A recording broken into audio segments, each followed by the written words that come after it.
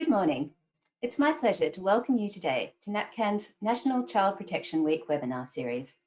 My name is Diana Harris, and I'm the lead for knowledge translation at ARACI, the Australian Research Alliance for Children and Youth. ARACI's purpose is to catalyse change through bringing people and knowledge together to create better outcomes for children and young people. And that's exactly what we're doing here today. I have the honour and responsibility today to guide you through a very important conversation about what communities need for children and young people to thrive. I'd like to start by acknowledging and paying my respects to the traditional custodians of the land where I am today. My feet are on beautiful Ngunnawal land in the ACT, and I pay my respects to elders past, present and emerging. I also want to pay my respects to the custodians of the lands you are joining us from, all across our country, and to the elders of your lands. I welcome our Aboriginal and Torres Strait Islander colleagues who are logged on today to join us.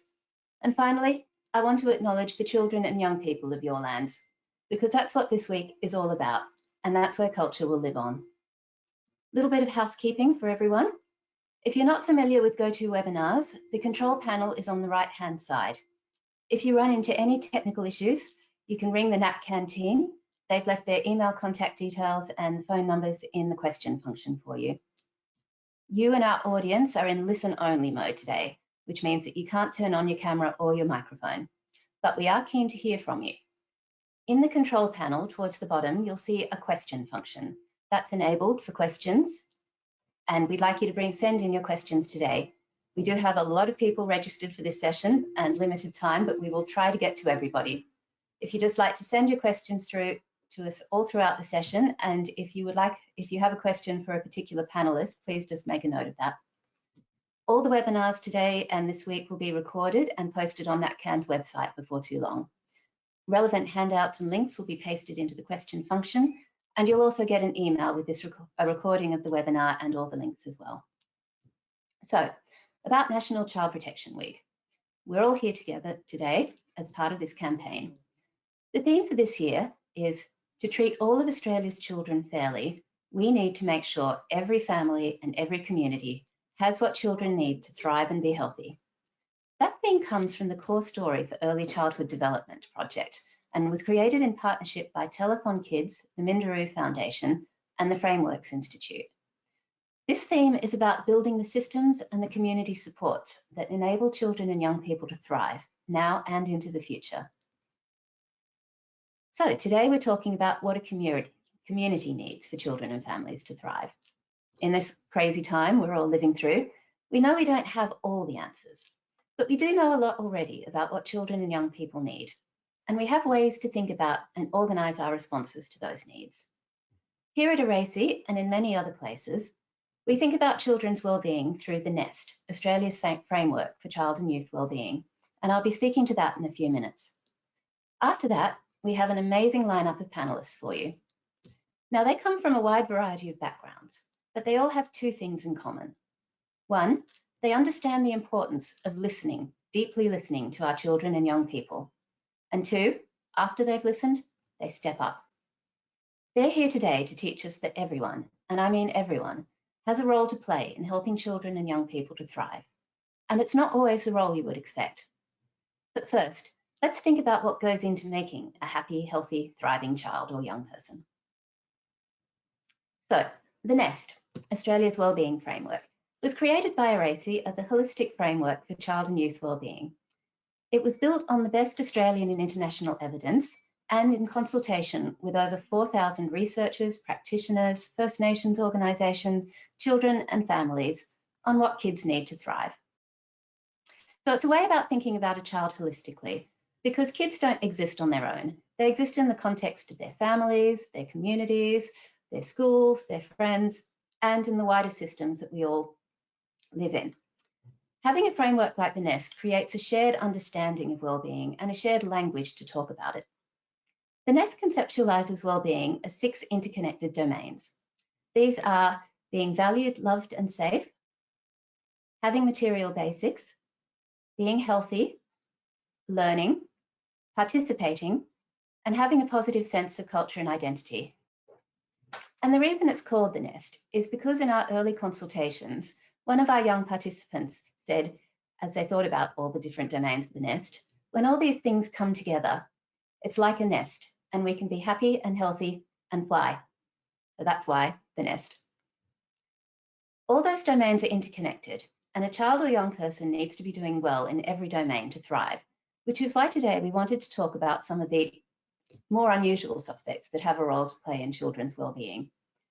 This is another representation of the nest. We call it the well-being wheel, and it brings the 6 domains together into an ecological model. So you've got your child at the centre, and then you've got a middle ring of the family, then the community, and your systems and the wider context sit outside that. So it brings in the different ways a child moves through the world. Now, the nest can be used in a whole bunch of different ways to think about well-being and how we can increase it for children and young people. Some of you might be familiar with some of the tools that ARACI uses to do just that, from the individual level through the common approach or our distance travel tool, right up to population level data in our national report card. People around Australia are using the nest in different ways. And if you're a Tasmanian, then Tasmanian government uses the nest to organise all their activity for children and young people. And they've just released their first ever child and youth wellbeing strategy. It takes a Tasmanian village. So now we're going to hear from the Children's Commissioner for Tasmania, Leanne McLean, and she's going to talk a little bit about the wellbeing strategy and about what the children and young people of Tasmania have had to say to her as Children's Commissioner. Thank you very much, Diana, and it's wonderful to be here today to explore what every child needs to thrive. I'd like to begin by acknowledging that I am on the land of the Palawa people of Lutruwita here in Tasmania. I'd like to acknowledge their elders past, present and emerging, and the more than 40,000 years they have raised their children in connection with culture. I'd also like to acknowledge any other Aboriginal and Torres Strait Islander people who are joining us today. So the nest in Tasmania is a very familiar concept for us. We have had a wellbeing framework for children and young people in Tasmania based around the 6 domains of the nest for quite some time. So we've been using it to define what wellbeing is and create a common language. I've been asked to talk to you today a little bit about what the journey has been like for me as Commissioner in helping to amplify the voices of young Tasmanian children and young people to tell decision and policymakers what it is that they need to realise the objectives of the nest. So in early 2020, I published a report. It was one of my first large reports as Commissioner. Since becoming Commissioner, it had become apparent that although we defined what wellbeing was, we weren't exactly sure on what the actions we needed to take to improve it were. So I recommended that the government develop a strategy to improve the wellbeing of Tasmanian children and young people. Despite the best of intentions, over many decades, there were indicators of child and young youth wellbeing that had not shifted, and they needed to. Thankfully, the government accepted that recommendation, and not long after that came back to me as Commissioner and several other consultation partners, the Youth Network of Tasmania and the Mental Health Council of Tasmania, and tasked us with helping children and young people around Tasmania co-design the strategy. So how did we go about this? How did we find out what Tasmanian children and young people needed to have a good life defined around those domains of the nest? Well, initially we co-designed with them what that process might look like. So I regularly work with a group of young people around Tasmania called the CCYP Ambassadors. And the first thing we asked them when we had them together in a group, there are about 100 of them, was how do you want to be asked about what you need to have good wellbeing? They gave us some really good pointers. Basically, they wanted to be asked in a whole range of ways, a multimodal approach, simple surveys. They wanted to be able to share drawings and feelings. And they were also quite interested in being able to send their views directly to decision makers. So, for example, sending a postcard to the Premier of Tasmania. We shared this feedback with the team designing the wellbeing strategy and running the consultation. And this was used to create a toolkit that anybody who wanted to engage with children and help them have a say in the wellbeing strategy could use.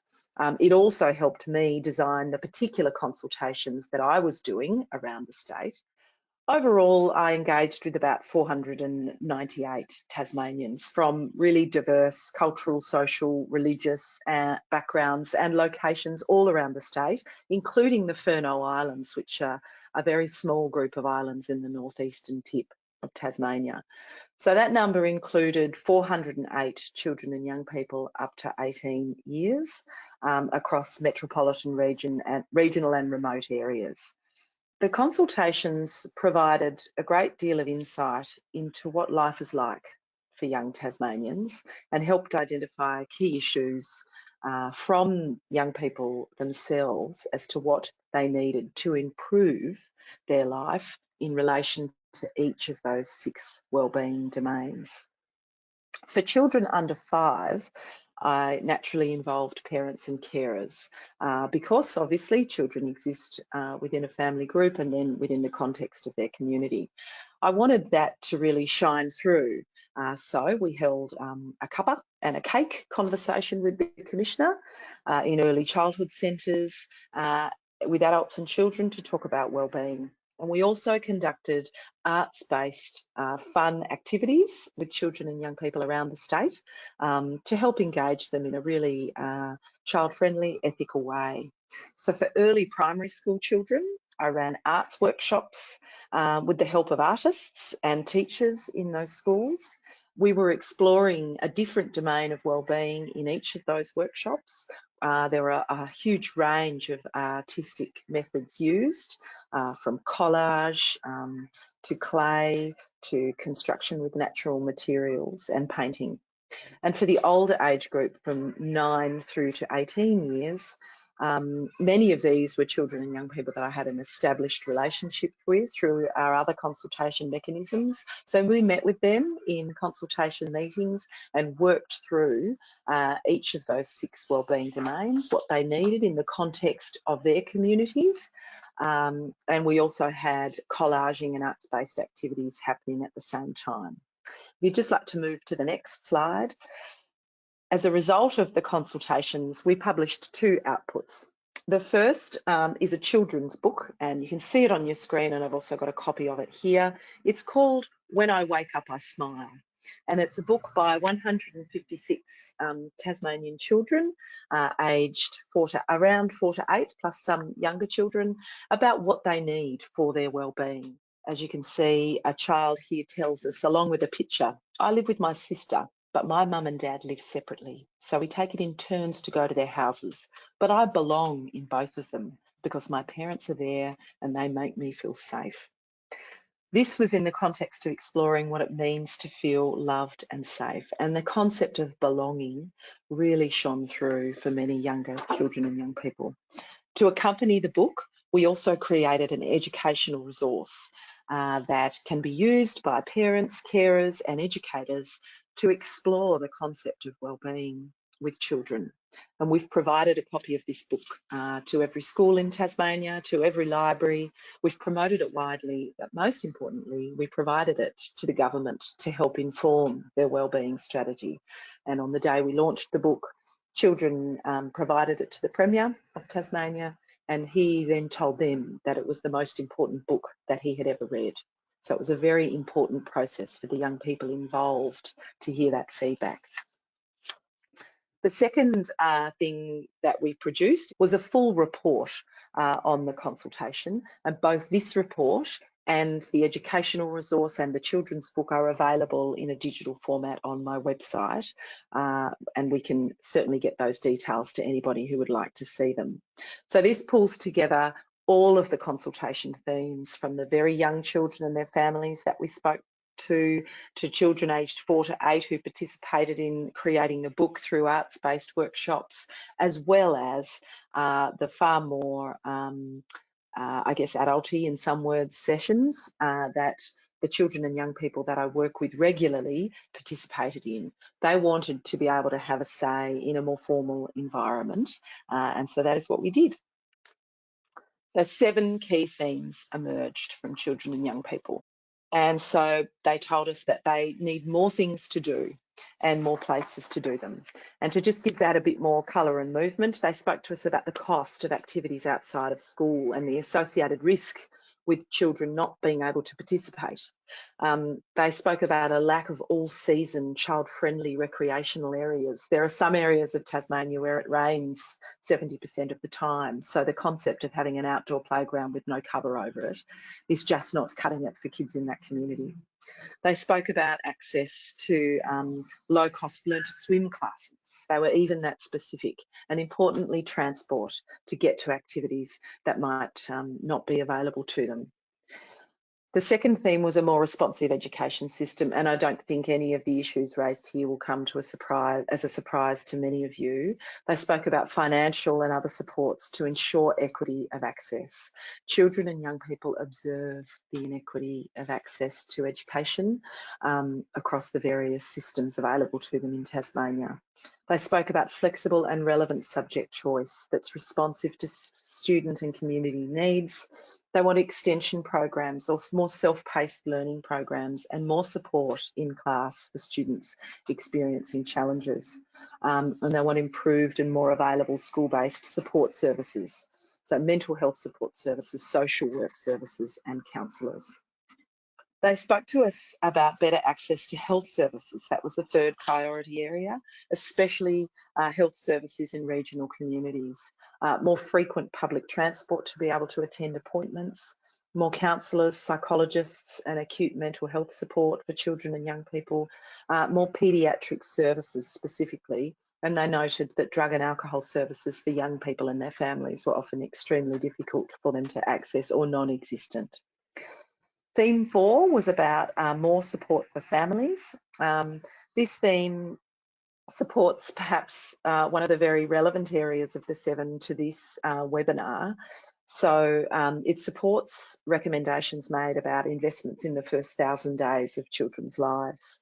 People spoke about access to more affordable childcare, particularly in really regional areas of Tasmania or remote areas where childcare is simply not accessible. Better access to information and services to support children and families, more antenatal and postnatal services. There was a call for universally available free parenting courses, better family intervention and relationship support, outreach services in regional communities, and greater promotion of and the importance of the first 1,000 days of children's lives. Next, we spoke about acceptance, belonging and feeling safe. The interesting thing about these themes is how closely they match the themes of the nest. And the first 6 are almost exactly the same as the nest themes, and then the environment came out so strongly in my consultations with children that we've given it a theme of its own. But to acceptance, belonging and feeling safe, children and young people really feel deeply that the negative stereotyping that is sometimes placed upon them or attributed to them and their views. The following items in that regard weren't really surprising. They're asking the strategy to include better leadership on equality, on non-discrimination and on respect for diversity. This is across the spectrum of gender, religion and cultural background. They're asking for more services and supports for children and young people with specific needs. For example, housing and health supports for the LGBTIQ+ community and migrant communities. And they're asking for more meaningful engagement with children and young people aligned with policy development and decision-making processes in Tasmania generally. And they're asking for greater awareness around the rights of children and young people. I think there are probably some people who thought that was a plant by the Commissioner, but I promise it wasn't. It was something that came from children and young people themselves. The 6th theme was having the things that they need. So this aligns with the material basics theme of the nest. They asked for improved access to financial resources and supports and assistance, easier access to food, more available and more affordable housing. Tasmania is experiencing a housing crisis as in many places throughout Australia. better access to technology, and this was something that COVID had really amplified for children and young people in Tasmania in their pursuit to continue their education despite the lockdown that we went through in 2020. Asking for a greater access to a variety of shops. So if you live in a very small rural community in Tasmania, or perhaps on one of the islands, you may not have a shop at all. And for a child or young person in their community, this can be really constraining and somewhat frustrating. And improved and cheaper transport options, again, was something that we saw. And then I come to the last theme, which doesn't have a domain of its own in the Erasy Nest, but came out so strongly in our discussions with children and young people, even as young as 3 years old, that we decided that it needed a category of its own in our feedback to government. Children and young people in Tasmania made an incredibly clear link between the environment here and their wellbeing. As one teenage participant said, if the environment isn't healthy, then we can't be healthy. Or as a 4-year-old put it, we would die if we killed all of the animals. Seeing the link between wellbeing and the environment so clearly perhaps explains many of the items that children and young people consistently said they felt needed to be addressed. Protection of the environment, real action on climate change, a greater focus on sustainability, use of green technology, awareness of the link between a healthy environment and wellbeing, and understanding that current decisions impact future generations. They asked for genuine leadership and they asked for youth participation. So they were the major themes about wellbeing in the consultations that I conducted, and there were other consultation partners who contributed as well. And I submitted my report and the wellbeing book, the children's wellbeing book, to the government to inform the process. The government have now released their strategy. In short, I think it's a great result for children and young people of Tasmania. There are still things where we need to improve, but the strategy will be an iterative process and it will be built upon each year. The thing that I was most delighted about when they released the strategy is that it is utterly filled with the voices and the views of Tasmanian children and young people from not only my consultations, but from others who engaged through the broader consultation process. Everything from the name, it takes a Tasmanian village, to the graphics, to the priorities within, have been informed by the children and young people of Tasmania. And the environment has been very clearly acknowledged in the strategy as a crucial component of children's wellbeing, and I'm hopeful that it will help to guide and prioritise future government policies and this strategy further in time. The strategy also includes a very strong focus on the first 1,000 days of children's lives. It includes many things that were called for by children and young people, including greater parenting supports, a beefed up child and health parenting service in Tasmania, access to a universal parenting course for Tasmanian parents, and a number of other initiatives responding particularly to the requests from children, including a fund established by the Premier where children and young people can seek funding for recreational activities in their communities. We've now seen funding flow in our budget to support some of the actions of the strategy. The big task that we have ahead of us now is designing how we're going to measure our progress. And as Commissioner, I have a statutory role in monitoring the wellbeing of children and young people in Tasmania, and that's a process that I'm very much looking forward to being a part of. I think that's my time. It's been wonderful to share this with you today. I hope that our journey in listening to children and young people to inform our strategy around wellbeing is something that people around Australia can learn from to help embed the wellbeing strategies that they might be working on. It's certainly been a process that we've learned a lot from. Thanks, Diana. Thanks for that, Leanne. That's some wonderful insights from the children of Tasmania that you've shared with us today. I'm pretty happy to see that our panellists today are very well placed to respond to the priorities that the children and young folk have spoken to you about, and as you say, to see how closely they align with the Nest. I can give you a little preview and tell you that we do have plans afoot for a 10-year refresh of the Nest next year, And a really big driver for that was responding to what children and young people have told you and what they've told other folk in different consultations, which is the environment and the climate change is such a big priority for them, and it needs to be more explicit in the nest. Audience, do feel free to send in your questions at any stage as our panelists are talking, and we'll pick those up in the discussion that's coming up later. Our next panelist is Kate Colvin. Kate is the campaign spokesperson for Everybody's Home. Kate, talk to us about what housing means for children in communities. Thanks, Diana, and hi to everyone. It's wonderful to be here. I'd just like to begin by acknowledging that I'm joining from Wurundjeri country and pay respects to elders past and present. So I'm going to talk to you about the issue of housing and what that means for children. And I want to try and give you a bit of a sense about what the challenges that the housing situation in Australia presents for children and families, and sort of take us beyond the numbers as to what some of that sort of real life experience is for children. So I'm going to talk through a number of issues around housing. I'm going to talk about housing affordability, about housing quality, and about homelessness, because they each intersect, but they also present unique challenges to children. So firstly, to affordability.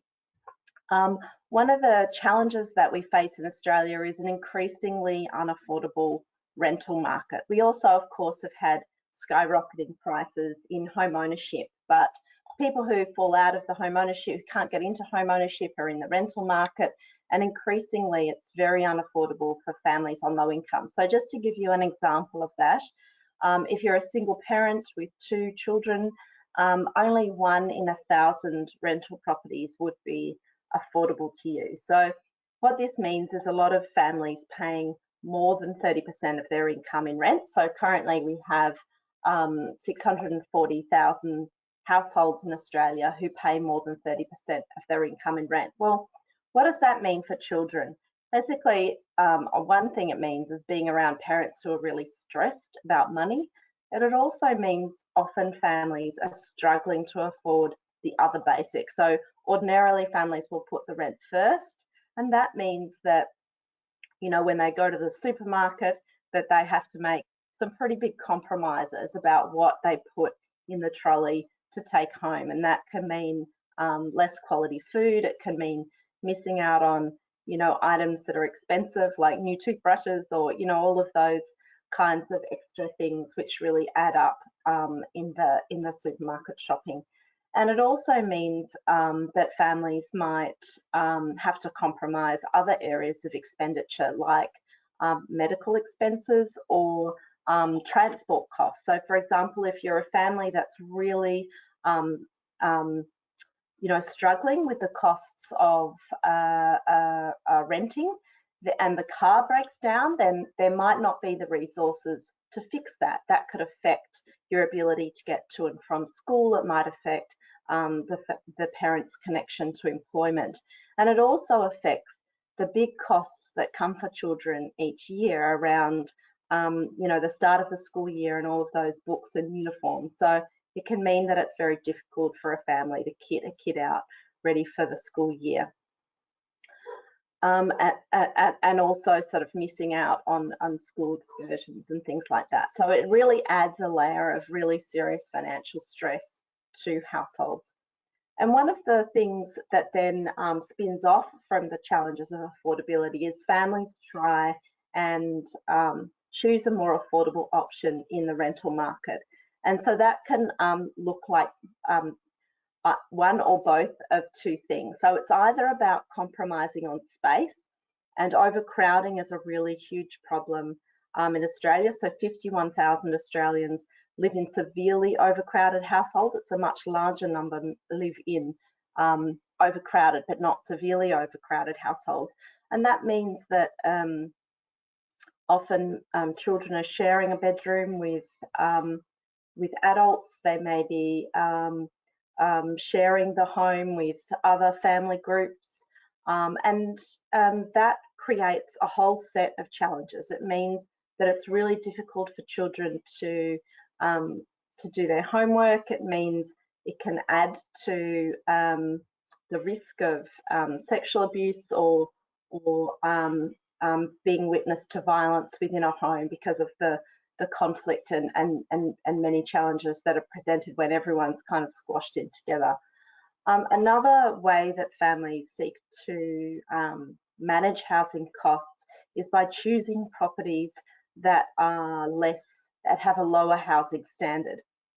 And that can present other issues for children's health. So mold is a really major problem in almost every state, with the exception of the new Residential Tenancies Act in Victoria.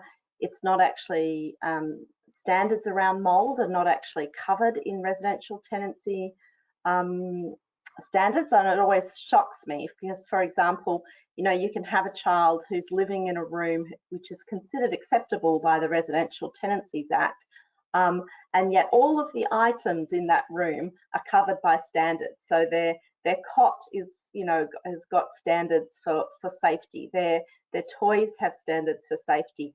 But the actual room, which can be mouldy, which presents really serious risks for asthma and other respiratory illnesses, is not in most states covered by standards. Issues keeping a home warm or cool. So a third of renters report that they face challenges keeping their home cool enough in summer and warm enough in winter. And again, that can exacerbate not being able to keep a home warm can exacerbate respiratory problems, and not being able to keep a home cool can make it really hard to sleep, hard to study, and exacerbate health issues as well. And another, you know, right at the sort of really most difficult end of standards is we do see families living in rooming houses, and this presents other risks. So often rooming houses are environments where there's a lot of people who face complex needs, a lot of challenges in those environments, and children can be physically at risk, or they may be unfortunately hearing altercations within the rooming house environment and feel fearful of the you know, environment that they're living in.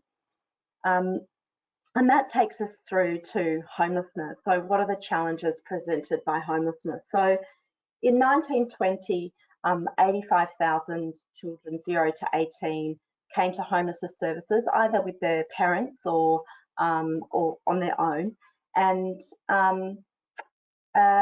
what I want to give you a picture of is, you know, I think often people think, well, if you turn up to a homeless service, they'll provide accommodation and get you into long-term housing and everything. You know, obviously that'll be a temporary impediment, but everything will be all right. Well, the fact is that homeless services are really overwhelmed by, you know, the increasing cost of rents mean that there's more and more people who are struggling in the rental market and come to homeless services. And although families, and particularly families with young children, do tend to be prioritised within homeless services, the level of demand, even from those who get the most priority, is so high that a typical interaction with a homelessness service could be that a mum turns up with children with her and is put into a motel for a few nights. There's no prospect of longer term accommodation, at least initially.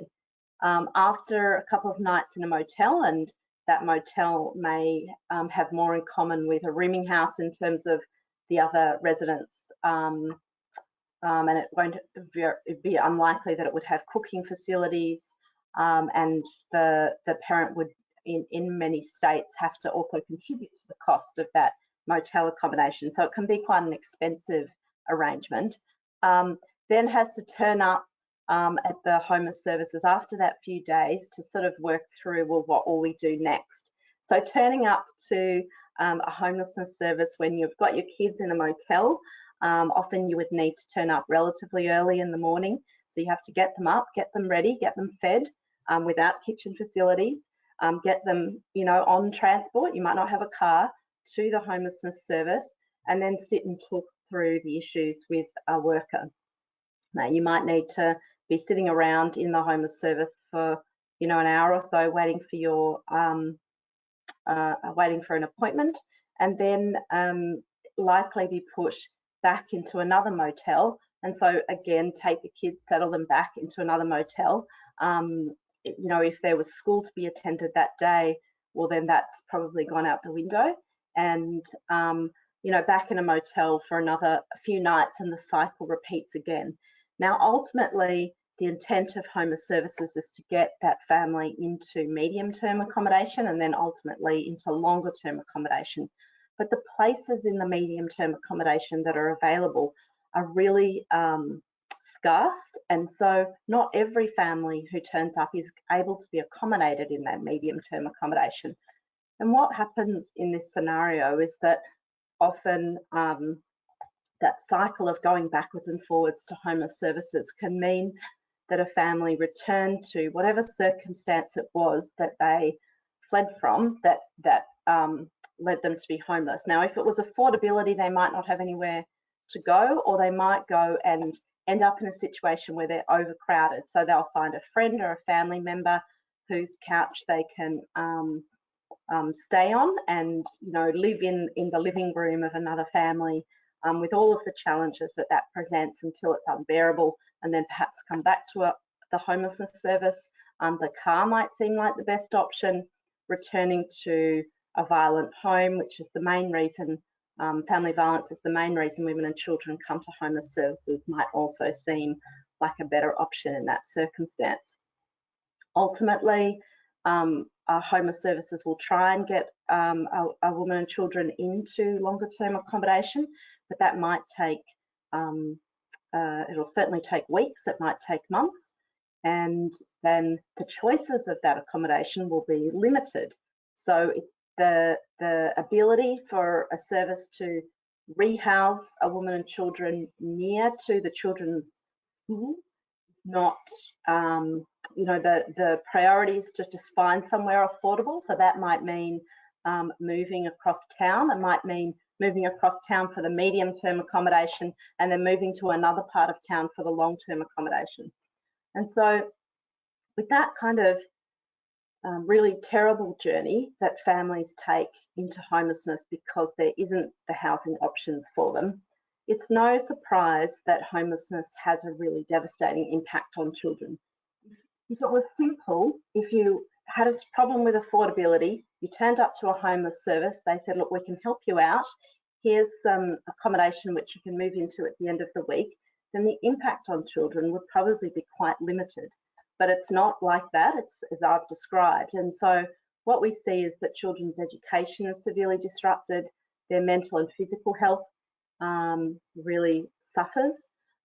Children who are homeless and having that journey through the service system tend to feel quite profound sense of insecurity, helplessness, and they've lost many of the things that are dear to them. They've had to move schools, they've moved often away from a family member, you know, not living near their friends anymore, have had to leave often treasured possessions behind, and then move into a home that probably in many instances fulfills many of the criteria of poor quality that I described before. So the you know, outcome at the end of the homelessness journey is you know, not always good. It's better where we can get families into social housing and then hopefully they get a sort of decent quality property in that scenario. But oftentimes,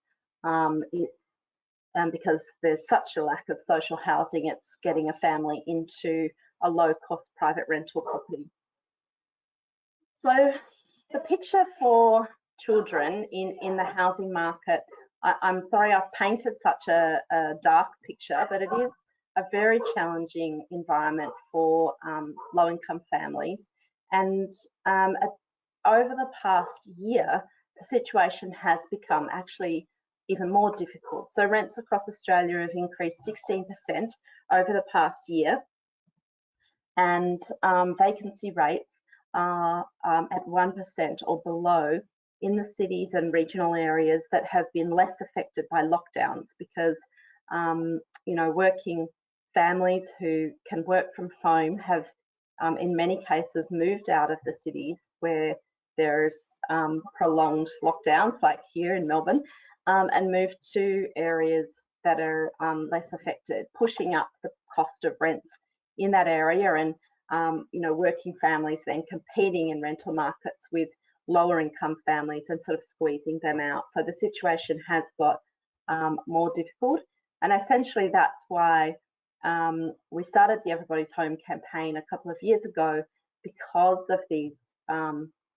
very difficult challenges and the fact that government hasn't been responding to them as is needed by building more social housing. So the campaign is an alliance of hundreds of organisations across the housing, homelessness and broader community sector that aim to encourage the government to do a better job. So I encourage anyone who is part of that journey to visit us on the website and potentially join the campaign. But I think I've gotten to the end of my time, so thank you, and I'm happy to answer any questions. Thank you, Kate. I think what you've done there is really made it clear the interconnectedness of well-being. One thing like housing stress or insecure or overcrowded housing has all those knock-on effects on a child's safety, on their education, their health, how they feel about themselves, and their ability to participate in and feel like they belong in their communities, which was such a big theme of what children and young people were telling Leanne in the consultations. And all of those things, of course, affect how they do over the long term. Our next panelist is Alison Stone. Alison is an educator, a community advocate, and a PhD at the University of Tasmania. Alison, you know exactly what it's like to see those inequities play out in a community and to build better opportunities for children. Tell us about some of your work and what you've learned about supporting communities. Thank you. The role of the community beyond the family in helping kids thrive, for example, teachers and the importance of how they engage and relate to children can make a significant difference in the lives of children and families. Teachers play a significant role in the lives of students. They spend more time with teachers and other staff in school, and teachers play an important role in the communities where schools are located.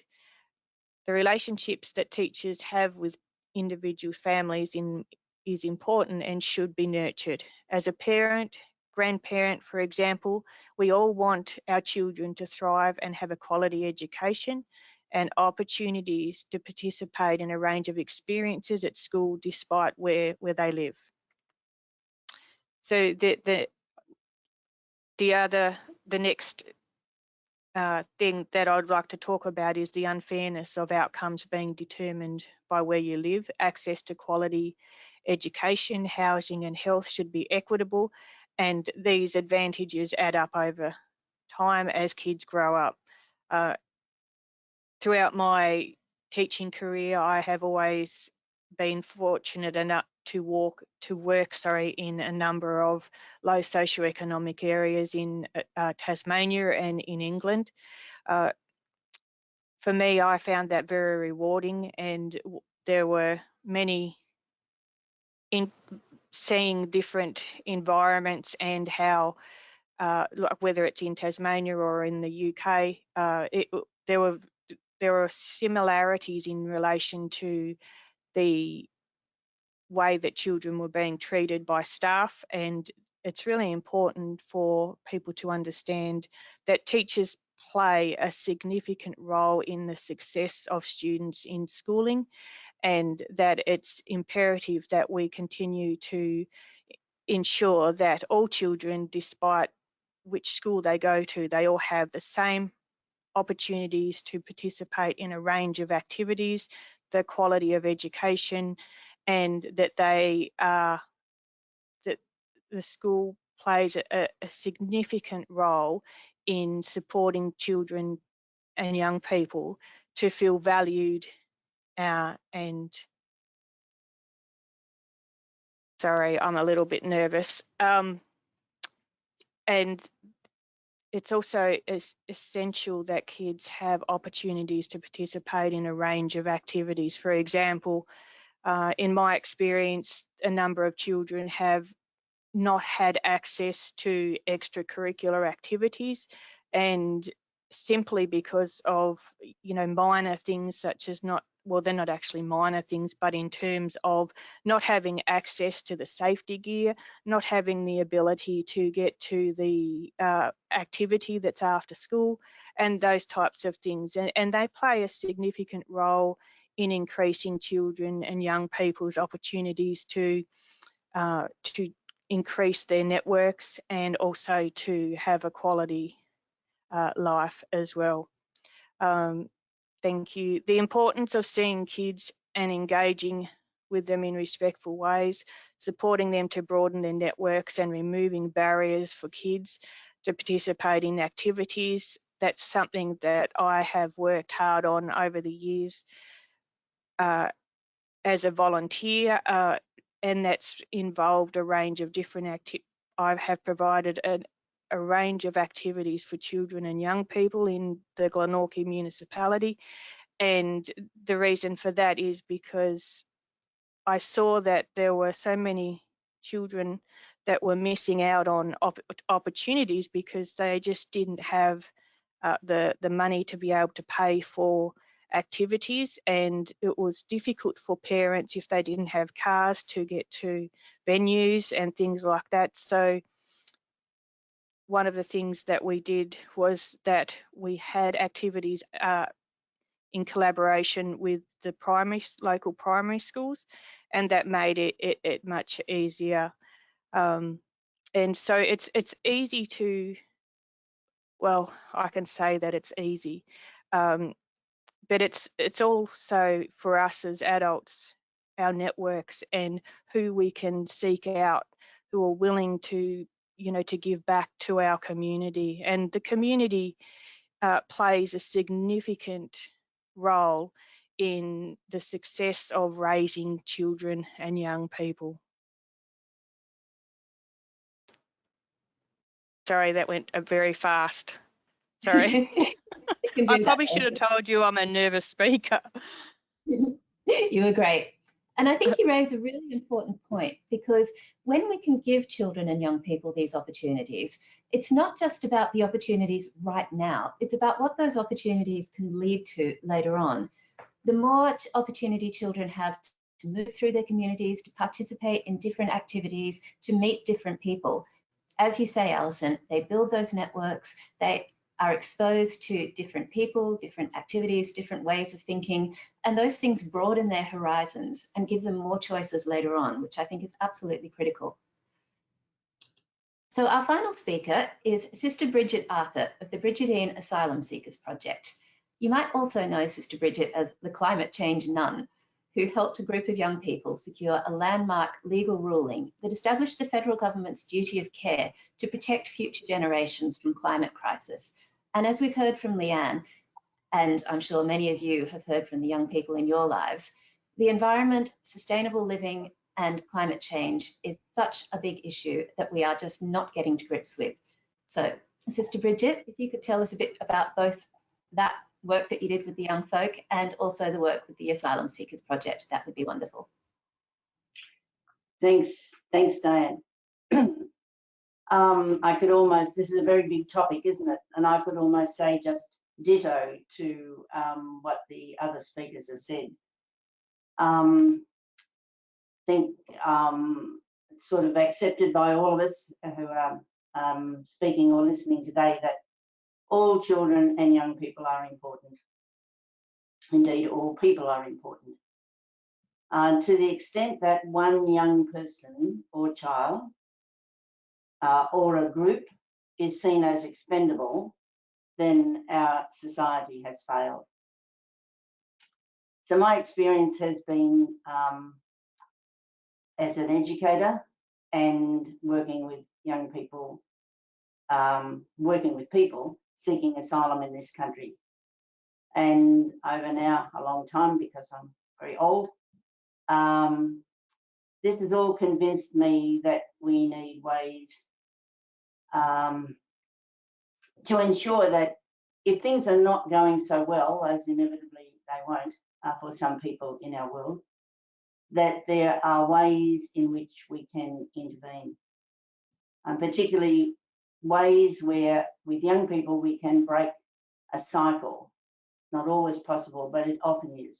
Break a cycle where without intervention, the lives of some young people are on a trajectory towards a fairly hopeless adulthood.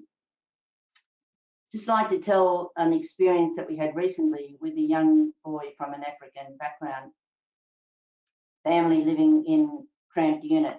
I mean, Kate's information and sharing of housing absolutely struck a chord with me, because we work with many people whose housing needs are top of the list in terms of what needs to be addressed. So this family was living, this mother with 3 young sons, living in a very cramped unit, mother going to work every day, 2 younger siblings with this older lad, trying to survive in virtually a one-room place. This kid was an obvious leader, is an obvious leader among his peers. He was getting out of control and not taking any notice of his mother, who was so worried that she contemplated sending him back to their home country. Our organisation was able to fund his going on a camp to another state, a 10-day camp, I think. It was quite expensive, and we wondered whether we kind of had the money to spend on one kid. But he came back from that experience quite changed, and that's a few months ago now, with a new resolve and saying, I'm not going down that path that I was going down before. I mean, I think as Alison said, teachers are amazing in seeing these opportunities. And as a society, we often downplay this aspect of the role of teachers. We seem to spend so much time, I think I'm getting obsessed with the point that I'm just going to make, but we seem to spend so much time writing protocols and designing more and more forms to fill in to cover every possible contingency. And in the end, what we need are wise people with empathy to convince young people that there are life-giving choices that they can make, giving them the opportunity to make good decisions, knowing all the time that it's much harder for some kids than others. We need a community where everyone belongs. I'll talk about my experience with newly arrived people, in particular asylum seekers. But this making a community where everybody can thrive is not only for this group of people, it's for all sorts of groups of people who tend to have it tough. Just tell you a story about Mohammed. He's a beautiful young boy, maybe 6 or 7 now. His parents are in what we call community detention. They've been on Nauru. They were detained because they arrived by boat. And I have to get in this point that as a community, we've accepted the rhetoric that this is illegal in itself when it's not. Everybody has a right to seek asylum. So this family don't have a visa, they have no work rights, they've got no Medicare, and this has gone on for years. After starting school, Mohammed began to realise that dads had jobs and they earn money from these jobs. So he would come home from school asking his father why he didn't have a job. And even though his parents explained to him many times why this was so, it was obviously something that was getting at him. Came home from school one day and his father was helping a neighbour in the yard next door. He rushed in and asked Dad, "Are you working?" "Yes." "Is this a real job?" His father was obviously embarrassed and said, "Yes, of course," he wanted to help his friend next door. "But is it a real job? Are you getting paid for it?" This to the embarrassment of his father. While we create a group of second-class citizens, we are creating discord and anger and resentment in young people. As I said before, asylum seekers are not the only ones this happens to, but they are one group that it's happening to. There are elements in Mohammed's story that are elements in many others. Kids yearn to be like everyone else, to fit in. And there's a level of trauma when, as a society, we make this impossible through racism, poverty, lack of opportunities, structural disadvantage. And as has already been said, one such structural disadvantage is income. We need an equitable income for everyone. Why can't we afford it? Well, we can. Maybe we have to accept that it's harder when the rich get richer and the poor get poorer on a systemic basis.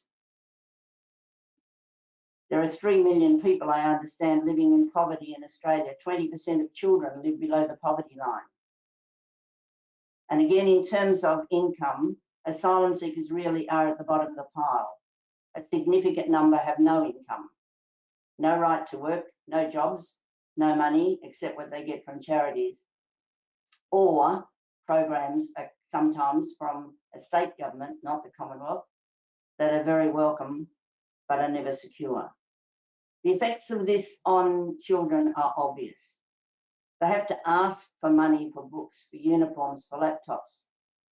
As one organisation that helps, I see them coming to our place, and because they often come with parents, but the parents have limited English, and so it's the kids who have to explain what they need, try to make sense of book lists and things that show what they're asking for. They have to tell their story over and over again. They have to act as interpreters. You know, no kid should be put in this position. It's almost like creating a bigger group of kids. In terms of the climate change, climate justice issue, I found in a recent court case where I was a litigation guardian for a number of young people under 18, that, and I was interested to hear from Leanne, I think, that this came out, the climate issue came out as one of the major themes that kids talk about. Kids are really, really interested and sometimes very traumatized by the idea that our planet is disappearing, is being hurt beyond repair. And I found out by this one action in court, you know, kids are, these particular kids, but kids in general are very savvy. We educate them to ask questions. So we should expect them to ask questions.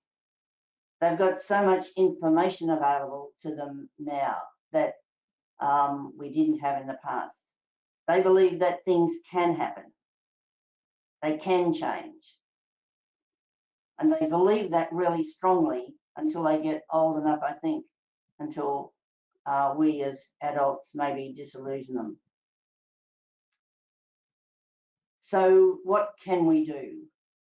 Just 2 or 3 ideas. I think we have to create a narrative around difference equals richness, rather than difference creates a ladder of entitlement for some and deprivation for others.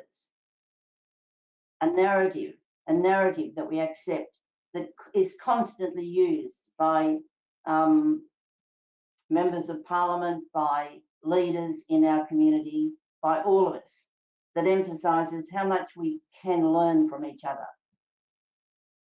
A recognition that we need different tools to see and understand the achievements of all young people. I mean, some of these young people who come in to actually argue for their parents, to ask for housing helps and so on for their parents, and then they go to school and they don't do very well in the sorts of measurements that we use in schools. I mean, these kids can speak different languages. They are used to doing things that, you know, kids from more privileged backgrounds have no idea of how to do, wouldn't be able to do. So they have mountains to climb, and I think that those mountains should be recognised. And lastly, that we watch out for racism and non-acceptance, that we value the things that we have in common rather than the things that divide us. Just one little last thing that only happened yesterday, in my experience. We have one of the Afghan fathers that I was talking to, whose wife and 2 sons have escaped to the USA. That happened a few months ago, while before the latest tragedy. And it was his son's first day, one of his sons' first day at school in America a couple of days ago. And I asked him, how did he get on? And he said, oh, I think all right. But I asked him, have you got any friends? That's the most important thing about school. You've got to get some friends. And I thought, life from a different country, a different culture, but it's just the same as a question that a parent here might ask too. Thank you. Thank you, Sister Bridget. You've given us a lot to think about there. Some really powerful stories. I think it's very telling, isn't it, that your young boy had learnt that a real job is one for which you get paid, and the work of helping your neighbours, reaching out a hand, is not a real job. It's not real work. But we're hearing the difference in your stories and Alison's stories, in the whole theme of today and Child Protection Week this week, that reaching out to our neighbours and working in our communities is what will make a difference. So, wow, how do we change things? Let's bring all the panelists back and see if we can't leverage some of the expertise and the experience that we've got in this group. Now, the questions are coming through. Audience, please do keep sending your questions through, and I will be sending them out to the group as we go. But Leanne, I want to throw to you first, because Sister Bridget said it, a few other people have touched on it, Alison as well. This is a child rights issue. It absolutely is. In the report that we published early on in 2020, I'm just being asked to share my webcam, which I'm doing. Can you see and hear me? We can hear you, and I think we're going to be able to see you any moment. There you are. Okay, great. It is, and there is an intrinsic link between wellbeing and rights, and that's something that we made clear in the report that we published here in 2020. What's interesting, though, is when you think about that in terms of influence, and the Frameworks Institute has done some particular work on this. When you talk to people about children's rights, if they haven't already drunk the Kool-Aid, if you like, or they're not already on board with the concept, they can quite easily switch off. That's what the Frameworks Institute research showed. But if you speak to people about the concept of well-being and ensuring that we give our children the best possible life, and that can actually influence our society as a whole for the benefit of us all into the future, then you're far more likely to cut through and have the influence that you want. So we've actually, although my job includes ensuring that Tasmania meets its obligations under the UN Convention, and I've always got my eye on rights, from an influence perspective, I've shifted my language quite deliberately to talk about wellbeing and what improving wellbeing means for the prosperity of our community. And that, in my experience, has had a great deal of success. So I think, Diana, the message there for me is that we have quite a lot of work to do in educating our community more broadly about the concept of children as rights holders. And I know it's something that I speak about quite often. And a lot of people are still pretty bemused by that idea more broadly in our population. So we've got a bit of work to do there. I think we do. So there's a question that's come through for Kate, but some of the others might like to speak to it as well. And again, it's recognising those disadvantages and the way they go across wellbeing domains and hence across portfolios and departments. How do we get decision makers to see and act on those connections? Yeah, it's a really interesting question about the connections, because sometimes the connections can work in really damaging ways. And so one of the things that was being talked about at the National Women's Safety Summit, and we had a housing session as a precursor to that, was the way the housing issues and child protection issues intersect for First Nations families. And so one of the things that happens, and partly because services have become more integrated, is that when particularly a First Nations woman reaches out as a consequence of family violence, then child protection get involved. And then if she exits into homelessness, then for the reasons that I've described about, you know, how difficult homelessness is for children, child protection involvement at that stage can escalate to child removal. And so instead of the intersectionality of services working to say, here's a woman and her children who are at risk, who needs an alternative, safe and affordable home, which would, you know, enable her to escape from that violent situation and build a new life for her family, the response is child removal. And as a consequence of that interconnection, First Nations women are far less likely to reach out for help when there's a family violence incident. And so I think one of the things that, you know, I constantly see come around and around is the question about who gets priority. Well, in most jurisdictions, it is women and children who get priority. So the question isn't about increasing the priority for that cohort. It really is about there being more housing available. Absolutely. And perhaps, and I think that sorry, just to add to that, perhaps being some trigger within government across departments to say when there's a notification for that reason, for housing reasons, that the housing issue is addressed, not the action taken by the state isn't the sending in the child protection workers, it's sending in the housing. Mm.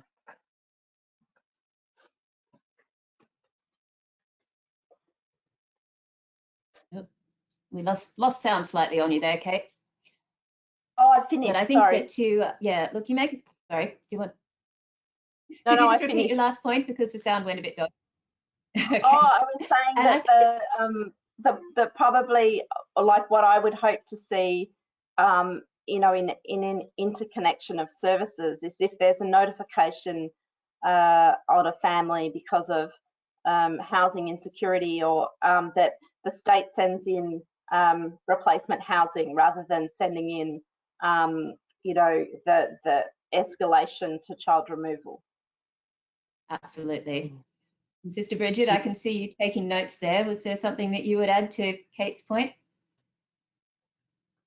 No, but well, I'm not sure. There are obvious similarities with many of the asylum seeker people, and you know, the issue that needs to be addressed is their insecurity and their visa. You know, the long-term not going anywhere in terms of, you know, can they stay in this country? Under what conditions are they living now, and so on. Yeah, it is housing at one level. I mean, many of the people that we're trying to help at the moment are facing homelessness and no money to pay rent and so on. But you sort of think, could you just fix up their visa situation and then they could work and then they wouldn't be homeless? They would be able to pay their own rent. It just seems so obvious that it's a source of sort of amazement to me that we can't get things in the right order. And I think that's a source Diana, of great... if I could just... Sorry, Alison, you wanted to say something? I just wanted to say in terms of when child protection is involved, that then we need to remind teachers and staff in schools around confidentiality when they've been most of the schools tend to be aware of that. And the other thing too is about providing resources for children, because sometimes they've had to leave their home and they don't have the resources that they've had at home in terms of just basic things like clothing. And even when I was at a school in Launceston, the principal would always have a package, you know, for kids, you know, in instances where that occurred.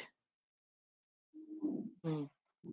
Helping. I think what I'm hearing, if I could jump in, Diana, what the wellbeing framework has assisted us in here is helping us bring the child far more closer to the centre of the decision making that's happening across various government agencies.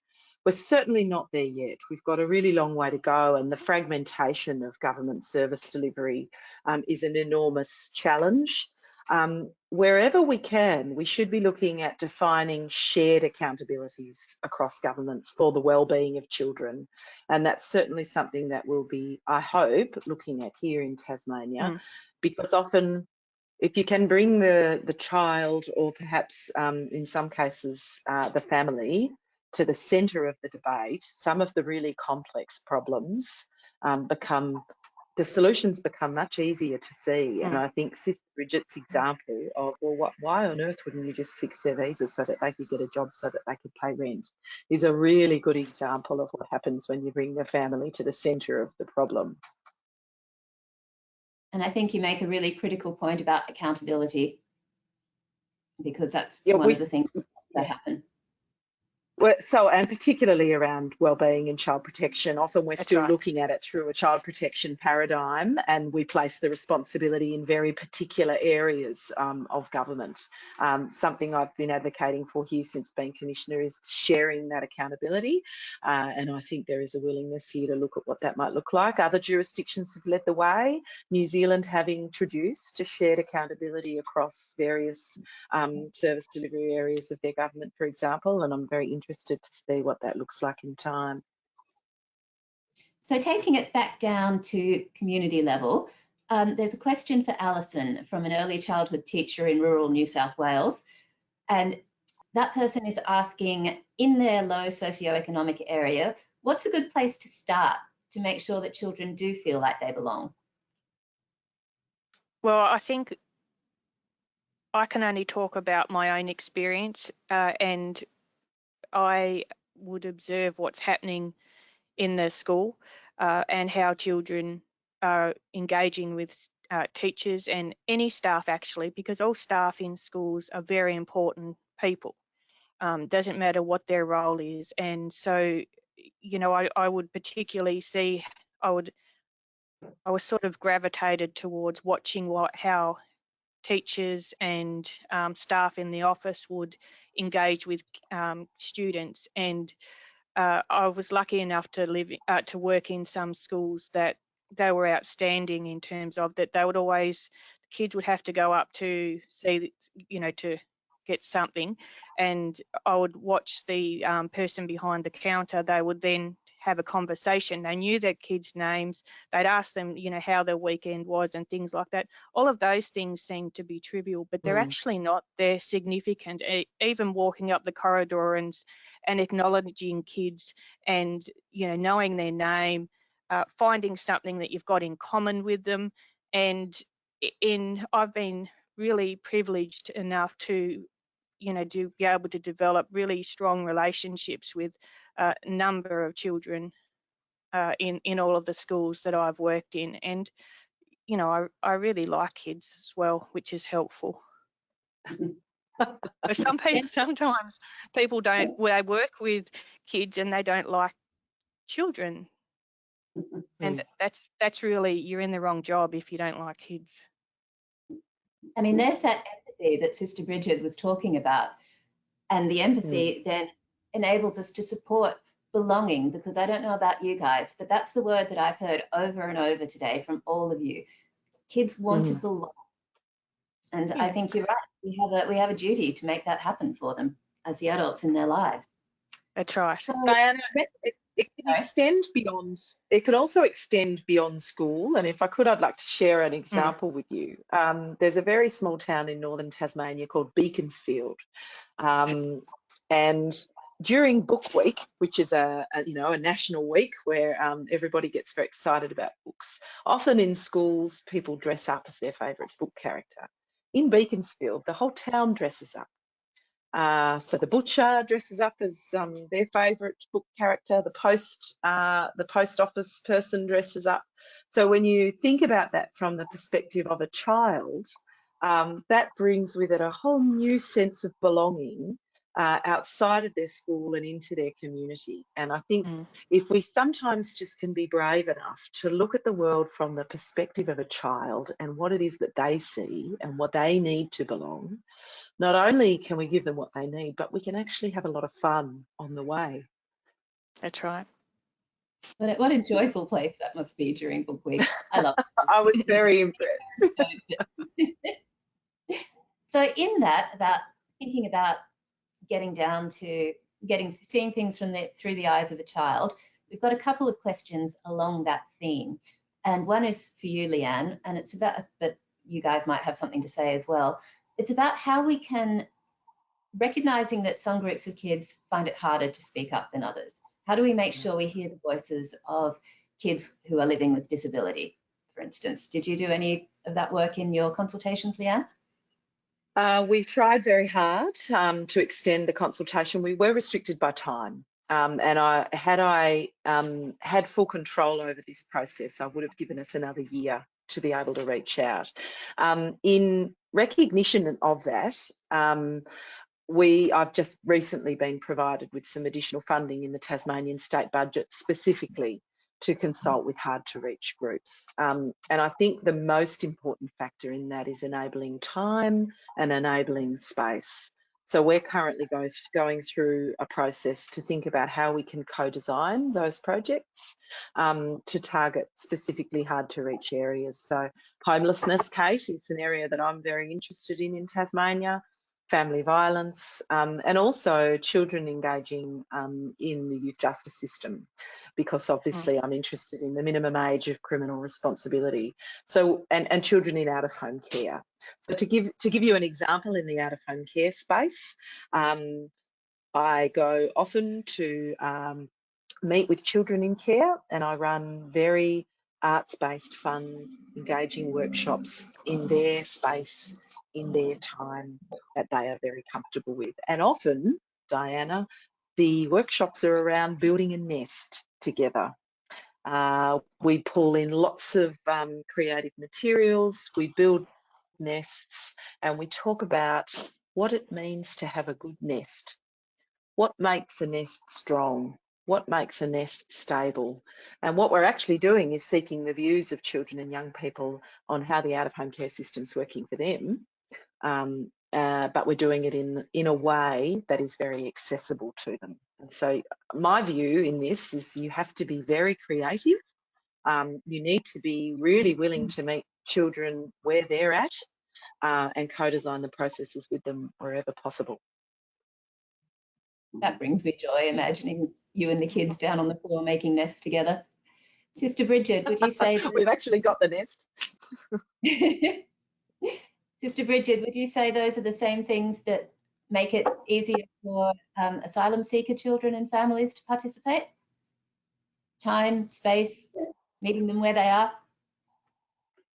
Yeah. I mean, this whole issue is interesting, isn't it? Because at one level, all human beings are sort of the same. You know, we feel the same things. We like the same things happening to us. We love, we live, you know, with lots of things in common. And then at the other end of the spectrum, we've got all sorts of cultural differences or differences that are less important, but they're things that we need to take into account in order to sort of respect each person and each family and each smaller community within our larger community. So I think we've got to keep those two things in mind all the time. It's unlikely that we'll find a community who don't believe in the same basic sorts of things just simply because we're human. Everybody wants to be liked, to be respected, to be given chances, to be treated with dignity and so on.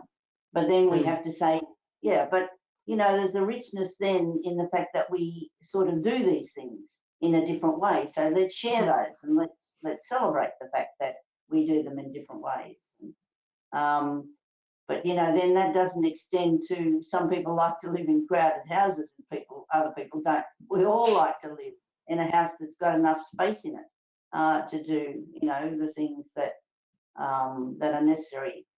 Everybody wants the same sort of access to resources, not to be super rich. Most people, in fact, don't want to be super rich. They just simply want the resources that enable them to live reasonably and so on. So, yeah, I think there's a lot of talk in community that should happen, that and that maybe asks questions of some of the really underlying assumptions that we don't get to in our talking.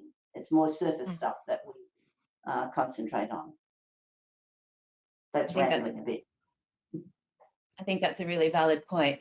Now, I'm keeping an eye on time here, but I would like to go to Alison, because we've spoken before about meeting children and families where they are. And I think that you have touched on recognising the richness and the diversity in communities and that everyone has something to bring. Yes. So in all of the schools that I've worked in, I've always tried to actively engage with all of the students, but also if there were instances,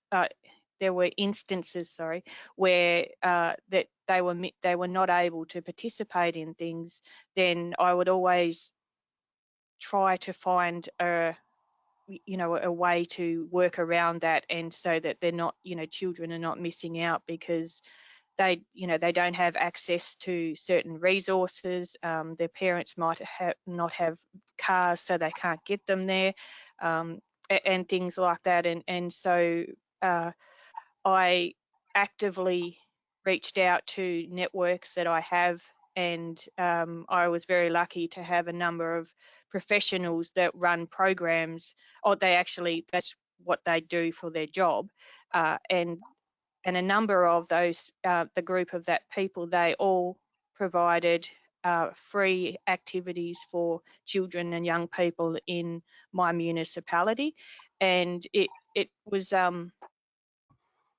fantastic. And I had about 400 children participating in my programs, everything from swimming lessons, singing and drama, and little athletics, mountain bike riding. And then we had that videoed, and it's like, and the swimming lessons were fantastic. And so we were lucky enough to access the Glenorchy pool and the Barossa pool, which was great in winter.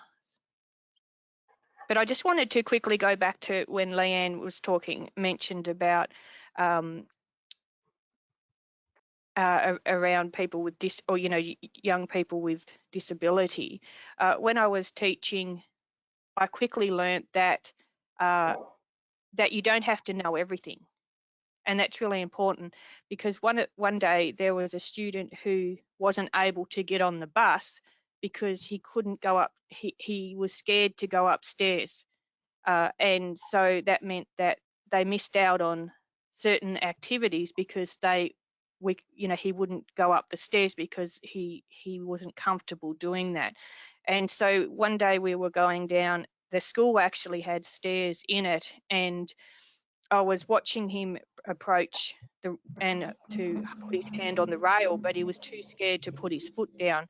And so I said to one of the students, who was actually considered to be a very problematic student, I trusted him, and I said, would you be able to just pop your foot underneath his foot when he's going, trying to get his foot down and see what happens. And I said, and I'll be in front if anything goes wrong. And he got down the stairs, and we never had any problems with, that ever again for him. And that made a big difference for him, because he was able to get on the bus, go to the swimming lessons, and also to access the stairs that were, instead of having to walk all the way around to, not have to run into the stairs. So that small thing opened up that child's world. That's wonderful. So for our last it was couple great of for both of them. I'll bet it was. And your other young student must have felt that trust that you placed in him. I can just imagine. Yeah. Pride.